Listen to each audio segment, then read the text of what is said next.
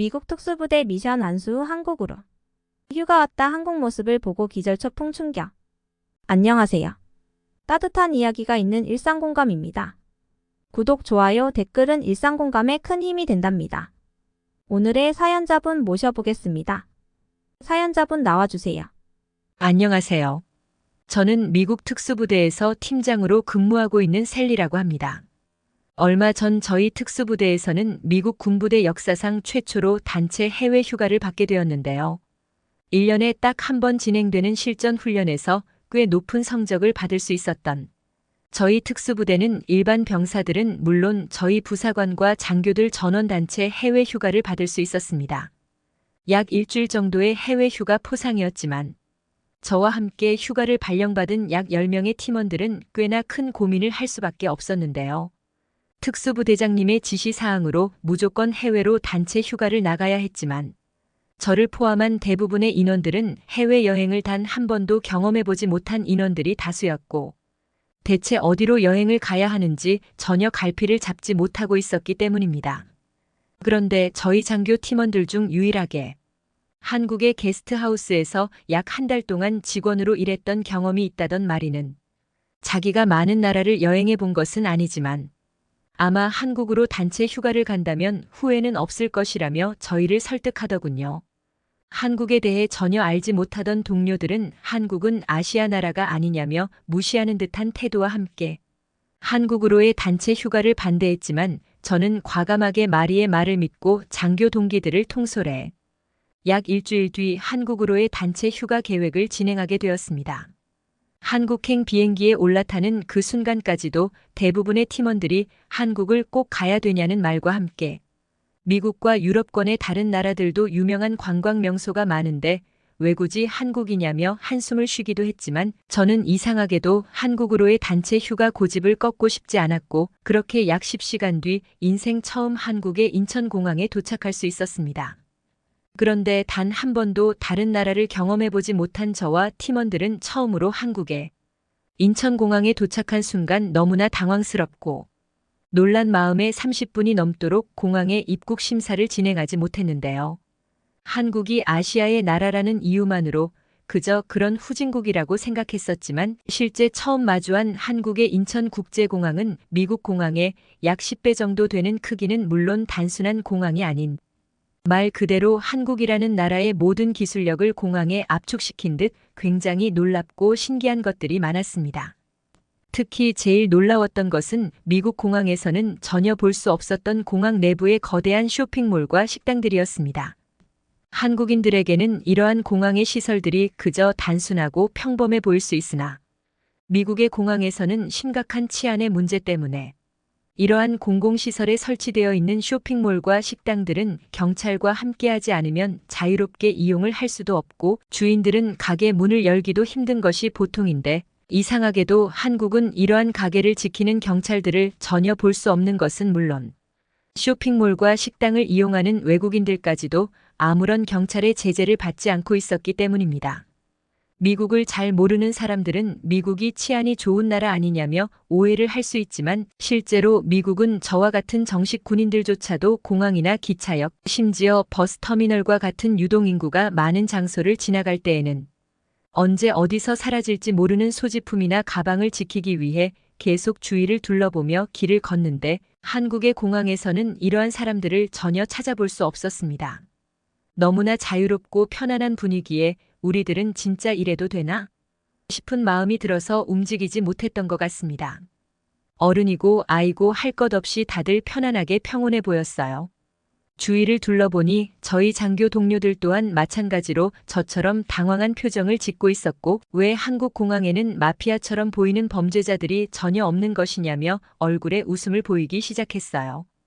약 일주일간의 단체 휴가였기에 전문적인 가이드가 필요했던 저와 팀원들은 먼저 한국을 경험했었던 마리의 도움을 받아 한국의 게스트하우스에서 직원으로 일했을 당시에 한국인 사장님을 공항에서 만날 수 있었습니다.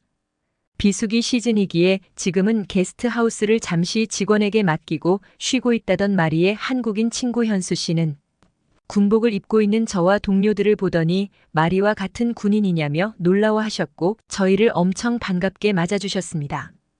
그런데 현수 씨와 간단히 한국 공항의 카페에서 여행 계획에 대한 이야기를 나누던 도중 갑자기 저희 장교 팀원 중 한 명이 다리가 이상한 것 같다며 울부짖기 시작했습니다.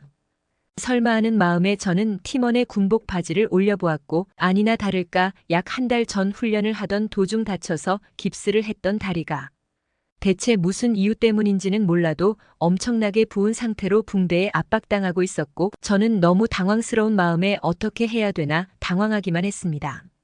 아무리 살펴봐도 주위에 병원이라고 할 만한 시설은 전혀 보이지 않았고 이미 공항을 어느 정도 빠져나와 출구에 있던 카페였기에 더욱 의료 지원의 도움을 받을 수 있는 시설은 찾아볼 수가 없었죠. 저는 미국 부대에서 배웠던 구급법을 통해서 일단은 강제적으로 팀원의 깁스를 제거하고 혈액순환을 최우선으로 하려고 했으나 깁스가 다리에 너무 강하게 고정되어 있어서 손으로 제거하는 것은 불가능했습니다. 그런데 바로 그때 저희를 바라보고 있던 현수 씨가 어딘가로 전화를 걸더니 다리가 아픈 동료를 업고 자신을 따라오라며 눈앞의 지하도 계단을 내려가기 시작했습니다. 지하로 내려가서 차를 타봐야 이동 시간만 길어질 뿐 동료의 다리에 압박감만 더해진다는 생각에 저는 순간적으로 화가 치밀어 올랐고 앞서가고 있던 현수 씨에게 지금 차를 타봐야 소용이 없는데 뭐 하는 것이냐며 고함을 지르고 말았죠. 하지만 현수 씨는 저의 말은 아랑곳하지 않고 계속해서 지하도 계단을 내려가 달려나가기 시작했습니다. 달리 방도가 없었기에 일단은 현수 씨를 따라 달렸습니다. 충격적이게도 현수 씨가 저희를 안내한 곳은 한국의 지하철 시설이었는데 이상하게도 지하철역으로 들어가는 입구에 외국인들도 진료를 받을 수 있는 긴급병원이라고 적힌 자동문이 보였기 때문입니다. 상식적으로 생각해봐도 지하철과 공항이 연결되어 있을 수가 없는데 저는 어떻게 지하철을 이끌어온 것인지 기가 막힐 지경이었고 머릿속이 복잡했지만 일단은 동료를 치료해야겠다는 생각에 현수 씨를 따라 지하철 긴급병원으로 들어간 뒤 저희의 군인 여권을 보여주고 다급한 치료를 지하철 직원분에게 부탁했습니다. 저와 동료들은 다리가 아픈 팀원의 치료를 기다리며 병원 밖을 빠져나와 어떻게 지하철 입구에 이런 치료시설이 있는 거냐며 놀라워했습니다.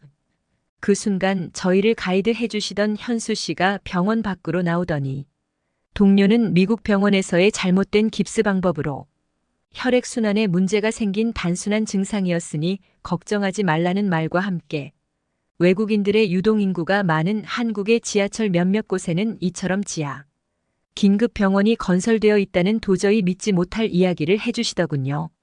지하철과 공항이 그저 단순한 지하도와 엘리베이터로 연결된 한국의 도시 인프라도 믿을 수 없을 정도로 충격이었으나 유동인구가 많은 지하철역에는 치료를 받을 수 있는 긴급병원까지 있다니 한국에서는 아무리 몸이 아파도 굳이 미국에서처럼 먼 거리를 이동해야 되는 위험을 감수할 필요 없이 근처의 병원을 방문하기만 하면 된다니 저와 동료들조차 진짜 후진국은 바로 미국이었다는 사실을 인정하고 말았습니다. 또한 다리가 아프다던 팀원은 미국 군병원 의사의 실수로 이상한 방법의 깁스를 하고 있었는데 이러한 사고들마저도 미국이 얼마나 황당한 후진국 도시, 인프라와 의료 시스템을 가졌는지 충분히 이해가 되는 지경이었죠. 다행스럽게도 동료는 한국인 의사분의 긴급 처치를 받아 올바른 방식으로 다리 깁스를 조절할 수 있었고 걸어다니는 것에 조금 더 도움을 주는 쿠션이 부착되어 있는 신형 목발까지 받을 수 있었습니다. 그런데 더욱 충격적인 것은 바로 그 다음이었습니다. 놀랍게도 현수 씨는 병원비가 5만 원밖에 나오지 않았으니 이것은 자신이 직접 결제를 해주겠다면서 그래도 빨리 치료를 받을 수 있어서 다행이라는 말을 했기 때문인데요.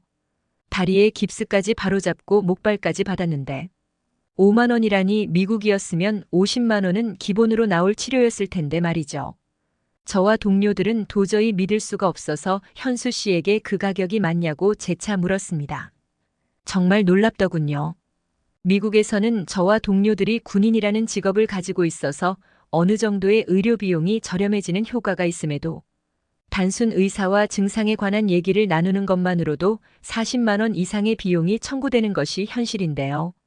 심지어 이에 더해 직접적인 치료라도 받으면 60만 원도 쉽게 보는 금액인데 한국은 모든 진단과 치료 그리고 추후 방지 의료 도구까지 다 받아도 5만 원이라니 정말 믿기 어려웠습니다. 그래도 군인으로 오랜 시간 근무한 저와 동료들은 부대와 계약되어 있는 1급 군병원에서 치료를 받을 수 있어서 이 정도인데 저희처럼 군인이 아닌 일반적인 미국 국민들은 몸이 아프면 그저 자동으로 몸이 나을 때까지 병원을 가지 않고 버티기만 하는데 이런 상황을 한국인들이 알면 정말 황당할 거라는 생각이 들었습니다. 현수 씨는 저희의 이런 하소연을 듣더니 외국에서는 의료 비용으로 문제가 참 많은 것 같다는 말과 함께 그래도 한국에서는 지금처럼 언제 어디서나 긴급하고 손쉬운 치료를 저렴하게 받을 수 있으니 아프면 바로 말하라며 가슴 따뜻한 위로까지 해주시더군요. 그 이후 저와 동료들은 완전히 한국이라는 나라를 무한 신뢰하게 되었습니다. 처음 한국으로 떠나기 전 한국은 후진국이 아니냐며 무시하던 동료들은 어느샌가 눈을 반짝거리며 한국의 길거리 사진들을 찍기 시작했고 다리가 아팠던 동료 또한 한국이라는 나라로 여행을 오지 못했으면 자신이 위험에 빠질 수도 있었을 것이라며 깊은 감동의 눈물을 흘리기도 했습니다. 그렇게 현수 씨의 도움으로 한국에서의 즐거운 휴가를 마무리할 수 있었고 돌아와서도 한동안은 한국에 대한 이야기가 화제였습니다. 가족들과도 다시 가보고 싶다면서 한국으로의 휴가를 준비하는 대원들도 생겼습니다. 좋은 추억 많이 만들게 되어 너무 행복했고 저도 조만간 친구들과 다시 한국에 갈 생각입니다. 제가 자랑을 좀 많이 해뒀거든요. 다들 기대가 엄청나답니다. 저 또한 그렇고요. 조만간 다시 꼭 갈게요. 제 이야기 들어주셔서 감사합니다. 셀리님의 이야기 잘 들었습니다. 이곳 한국에서 좋은 추억 많이 만드셨다고 하니 다행입니다. 다음번 여행에서도 좋은 일들, 행복한 일들 많이 만들고 가시길 바랍니다. 오늘도 시청해주신 여러분 감사드립니다. 지금까지 감동 사연을 전하는 채널 일상공감이었습니다.